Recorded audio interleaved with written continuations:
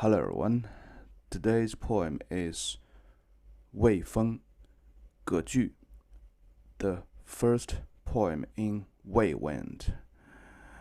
There are two chapters in Book of Sounds named as Wei Feng.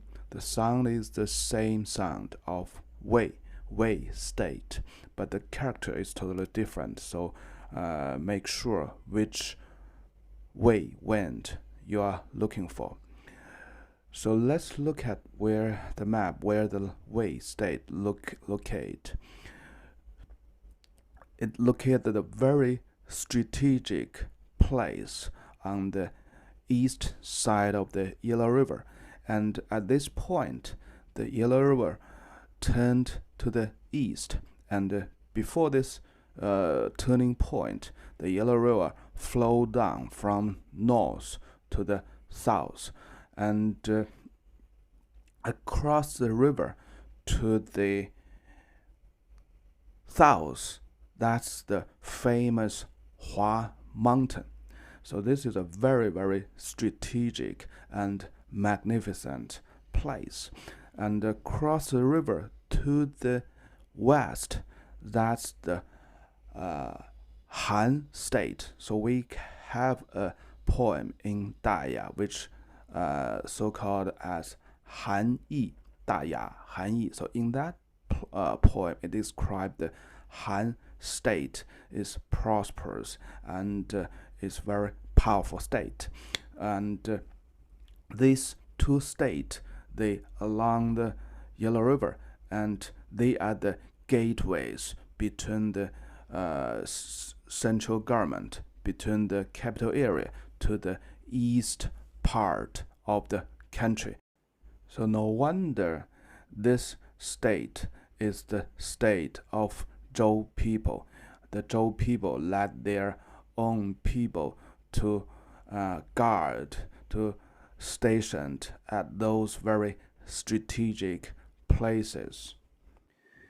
This place is also the capital area of the ancient Xia dynasty, which was so praised of because of the king of the Xia state, Yao or Yu. He has both names, and Shun. So these two kings are so praised that the later generations, all the kings, all the emperors, they take the Yu and Shun as their ultimate examples. Like the poems by the famous Tang poet Du Fu put it, 治君尧舜上. So I will try all my best to help my emperors to achieve the level of the king Yu and Shun. So you know this place is the very, very original place of the Chinese culture, and at this place is the capital area of the Xia dynasty. So no wonder a prince of Wu state, Jizha, we quoted the words from this guy many times. When he heard the sounds of the Wei Wind, this Wei Wind of course, he praised the Wei Wind as 美哉大而晚, so great, it's so big and so sophisticated, it's very with tenderness, and it looks so simple and so easy. So basically he praised the Wei Wind is a very, very nice with virtue. Anyhow, when many years later, hundreds years later, when the Han scholars they try to interpret the Wei Wind, they think the Wei Wind is mean, humble, and stingy. Not even a single good words for the Wei Wind is totally different from the will of the Princess Jizha. So why does the interpretation from the Han scholars so different? I think the main reason is when Jizha heard this song with the music, of course. So sometimes the wording is so mild. Sometimes it's hard for people to tell it's positive or negative. But the music would never hide the feelings. You can hear very easily it's a very positive, it's a happy song, or it's a very negative, it's a sad song. So what told by the Prince Jizha should be 100% correct. So when the Han scholars, when they try to interpret this poem, the music part was totally lost. So we can, as today we look to the poems, we call it poems, but actually it's a song, the lyric of a song. We have no clue how the music was. So we can only try to pinpoint the content, the feelings from the wording. So that's why so many arguments was put forward about the poems in the Book of Songs. And another big reason is the explanation to the wordings has changed dramatically from the time of the Zhou dynasty to the Han dynasty. So two big obstacles: the music lost, the character changed together, the meaning might be wrongly interpreted. So today I will give you a totally new interpretation that quite similar to the reviews by the Prince of Wu State, Jizha. First thing first, the title, 葛句. 葛 is the kudzu, the wine. So basically it was used by the Zhou people to parallel the family tree. So that's a very, very common word in the Book of Songs to describe the family tree, to express the feelings to their ancestors. 具 is the shoes. So 葛句 means the shoes made by the kudzu. So that's the normal, simple, humble shoes. They have better shoes, of course. And 葛句, the shoes made of the kudzu, is the most humble and simple shoes. And that's a value for the Zhou people, of course. The more noble and glory, and the more humble and simple you should be. So that's okay. And the term 句 also has a sort of the brother character, 吕. You can compare these two characters. A lot of times, even I, as a Chinese, will mistaken the two. Basically, they mean the same thing, the shoes, with a quite similar writing, right? And the pronunciation is quite simple even today. 句, and the other is 吕. So the shoes also means the code of conduct, or you follow someone. So it has normally the very strong implication of the code of conduct of the Zhou people. So 葛句appeared in the Book of Songs for several times, not only in this poem. It expressed two things. First thing first, they admire their ancestors.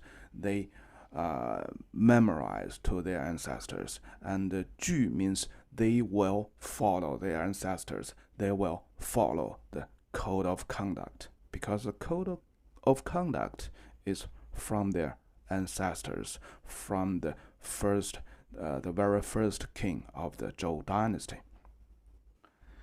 Okay, let's go through this simple poem.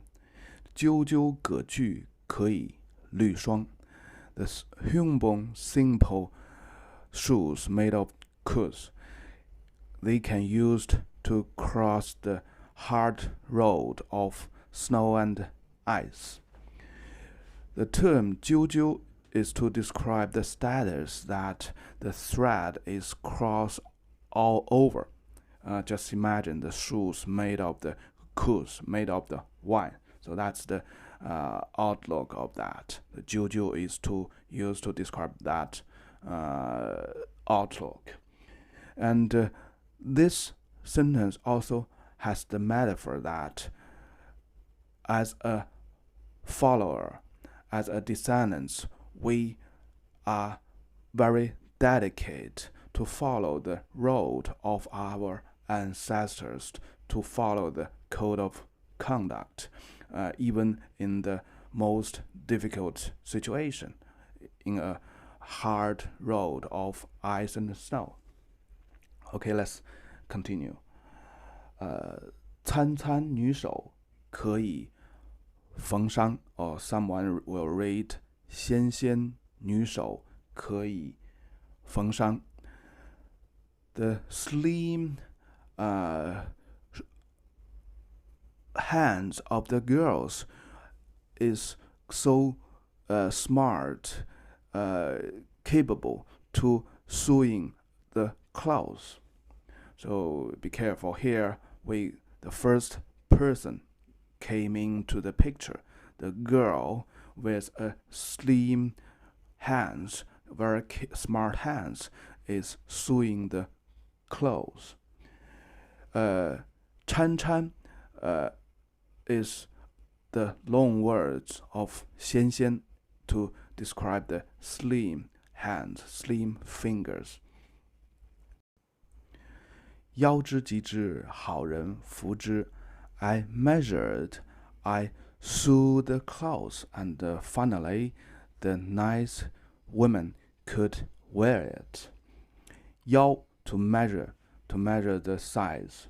及 means to stick, which means to use the needle to sewing the clothes. So this is describing the hard and diligent work by that girl with the slim fingers. And the purpose is to make a nice clothes for a nice woman. 好 refers to a woman, and it's a noble woman. Be careful, because in the ancient time, anyone with could be called as 子 is a noble person. The character 好 is combined with two characters actually.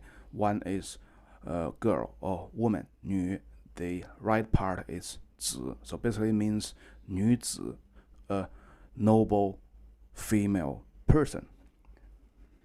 So in the first paragraph, the first sentence is sort of the 心, so it describes the humble, simple shoe made of the kudzu, and it also gave us a very strong imply that they are doing something to follow the ancestors in a very, very hard, difficult situation, the hard road of ice and snow, right? And the term 具 means they will follow, to go afterwards with their ancestors to follow the code of conduct.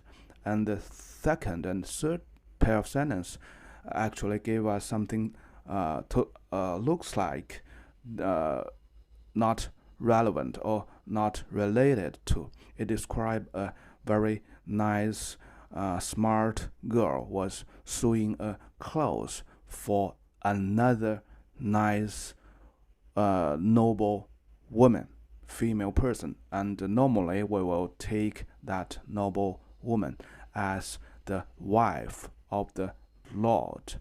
So in that time, Chinese, the female and the male are quite somewhat equal, because the lord was so called as Jun, and his wife was so called as Xiao Jun, the junior lord. But basically, they are with the same privilege, or not same privilege, they are with the same social level, but their privilege is different. The wife's privilege was within the door of the family, so she is the king within the door, and the lord's privilege is outside of the door. So he is the lord when he step out of his family door. When he come back, he should listen to his wife. So that's the way in the Zhou dynasty. So when something of the big events, let's say they make a big ceremony to their ancestors, this ceremony will be involving the people inside the doors, outside of doors of the lord's family. So in that case, both the lord and his wife will take part in this big event, and they will host events together. So that's the very, very common situation described in the Book of Songs, and most of the time the poem will describing the very busy work by the female persons, lead by the wife of the lord. So with this in mind, the second paragraph is quite simple. 好人提提，宛然左辟，佩其象地. The noble woman is very calm and quiet to assist the huge event to their ancestors, and he was assisting the lord, and she wear the comb made of ivory. So let me give you the more details of the wording. 好人, the noble, nice women, the wife of the lord, most probably. And 提提 is describing the status in a big, huge event to their ancestors. So that is 提提, the status is quiet and calm. 宛然左辟, 宛然 is describing the gestures is swift and tenderness. 左 means assist. 辟 or 弼 refers to the lord. 左辟 means or 左弼 means she's assisting the lord with tenderness. So this quite very clearly tells us the second paragraph is about a huge event, pray to or to sacrifice to their ancestors. And the last sentence is describing the outlook of the wife of the Lord by making it more clearly by the comb made of the ivory. The comb made of ivory is could only be used by the wife of the Lord or the most senior person in the state. Now the last sentence, which is with the most argument. 为是贬心，是以为次. So at the first glance, the last part of the sentence 事以为次, it sounds like because of this, I'm blaming it. But anyhow, it has such huge conflicts to the review by the Prince of Wu State, and also is such a huge conflict with all the sentences in the previous part of this poem. Anyhow, the Han scholars and the people in the later generations just buy in this idea from their first glance. So let me give you my new explanation. 为是贬心, 是以为次. And thus, I'm with such a careful heart. 贬心 means the heart is quite small, is very little. It could be explored in two ways. My heart is very small, could be explained somehow as humble, stingy. So that's the Han scholars interpret it. But I think the small heart is more likely to express very careful. Even in the modern Chinese, 小心, the little heart, means be careful. So the first part, 为是小心. So that's why I'm so careful with it. With what? With my sewing work, 事以为次. So I'm very careful to stick. 次 is stick with the needle. So that's sewing the clothes.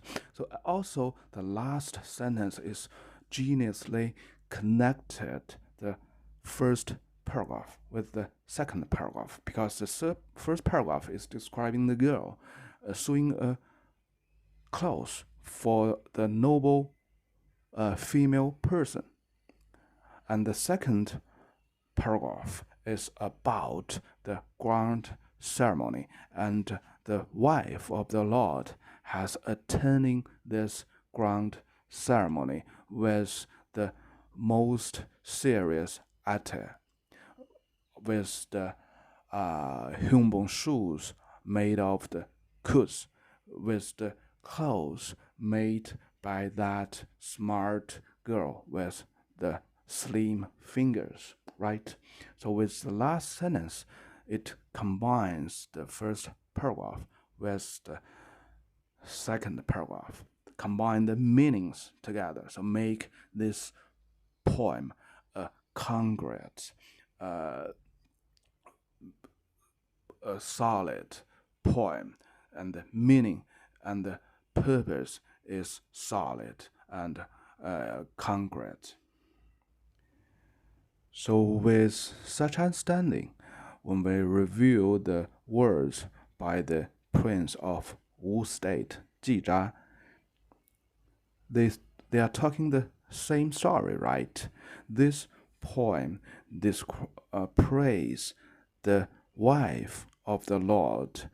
Of course, with such a good wife, the Lord should be a very, very nice Lord.